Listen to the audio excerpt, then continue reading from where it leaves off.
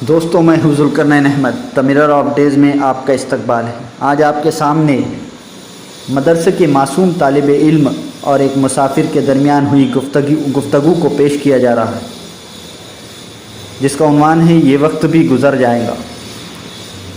میں ایک ضروری کام سے سفر میں تھا کہ راستے میں نماز عصر کا وقت ہوا تو میں ایک مسجد میں نماز کے لیے رک گیا۔ وضو خانے میں رش تھا۔ ایک صاحب نے بتایا کہ مسجد کے بیسمنٹ میں بھی وضو کی جگہ ہے، وہاں چلے جائے۔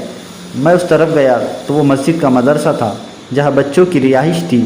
ان کا سامان پڑا ہوا تھا اور انہی کے لیے وضو کی جگہ بھی بنی ہوئی تھی۔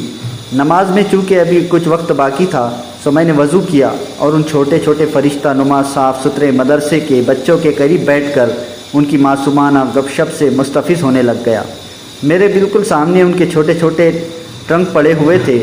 ان میں سے ایک پرانا سا جستی چادر کے ایک ٹرنک پر ایک جملہ دیکھ کر نہ جانے کیوں میں چونک گیا۔ اس ٹرنک پر لکھا تھا کہ یہ وقت بھی گزر جائے گا۔ میں بے ساختہ کھڑا ہوا، اس ٹرنک کے پاس گیا اور اس لکھائی پہ ہاتھ پھیرنے لگ گیا۔ میری یہ حرکت بے ساختہ تھی اور میرے گرد پتہ نہیں کیوں دکھ، درد اور قرب کا ایک حالہ سا بن گیا تھا۔ میں نے اس بچے کے بارے میں پوچھا کہ اس ٹرنک کا مالک کون ہے۔ پتہ چلا وہ اوپر مسجد میں نماز کے لیے چلا گیا ہے۔ باقی بچے بھی جا رہے تھے، میں بھی انہی کے ساتھ اوپر آ گیا۔ میں بظاہر نماز میں کھڑا تھا مگر دوران نماز بھی ٹرنک پر لکھا وہ جملہ کہ یہ وقت بھی گزر جائے گا میرے حواس پر چھایا رہا۔ نماز سے فارغ ہو کر میں دوبارہ نیچے آ گیا اور بچے سے ملا۔ میں نے اس کی انگلی پکڑی اور اس کو ٹرنک کے پاس لے گیا۔ یہ 8 سال کا ایک خوبصورت بچہ تھا جس کا نام عبدالشکور تھا۔ میں نے اس ننھے فرشتے سے حال احوال پوچھا اور اس جملے کے معنی پوچھنے لگ گیا۔ وہ ٹال مٹول سے کام لینے لگ گیا۔ میں اصرار کرنے لگا کہ آپ نے اس جملے کو کہاں سے لیا اور اپنے ٹرنک کے لیے اسی جملے کا انتخاب کیوں کیا۔ وہ مسکرایا اور یوں مسکرایا کہ اس کی آنکھیں نم ہو گئی۔ آنسوؤں کی ایک لکیر اس کی آنکھوں سے نمودار ہوئی اور گالوں سے ہوتی مسجد کی صفوں پر جذب ہو گئی۔ وہ کچھ کہنا چاہ رہا تھا مگر کہہ نہیں پا رہا تھا۔ میں نے اس کو تسلی دی، ایک بچے کو پانی لانے کا کہا اور اس کے پاس بیٹھ گیا۔ ذرا سی دیر بعد وہ کچھ بحال ہوا اور بتایا کہ میں 3 سال کا تھا کہ میرے والد محترم ایک حادثے میں اللہ کو پیارے ہو گئے۔ ایک بہن ہے جو مجھ سے 2 سال بڑی ہے۔ والدہ محترمہ اور بہن گھر میں ہے۔ والد صاحب کی خواہش تھی کہ میں حافظ بنوں۔ انہوں نے اس خواہش کا اظہار امی سے کیا تھا۔ وہ فوت ہوئے تو امی نے ان کی خواہش پوری کرنے کا ارادہ کر لیا۔ رشتہ دار ہے نہیں، بس چھوٹا سا کنبہ ہے۔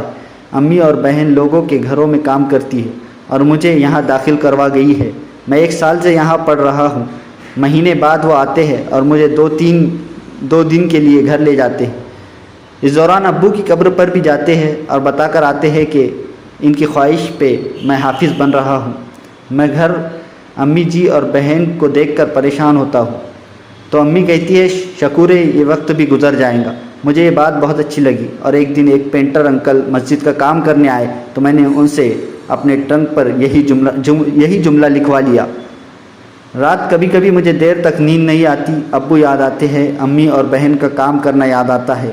بے چین ہوتا ہوں تو میں اٹھ کر اس جملے کو دوہرا لیتا ہوں۔ احساس کا کوئی لمحہ آئے یا بچوں کے پاس کوئی ایسی چیز دیکھوں جو باوجود خواہش کہ میں حاصل نہیں کر پاتا تو میں اپنے اس ٹرنک کے سامنے آ کر کھڑا ہوتا ہوں اور پوری توجہ سے امی جی کے اس کال کو پڑھ لیتا ہوں۔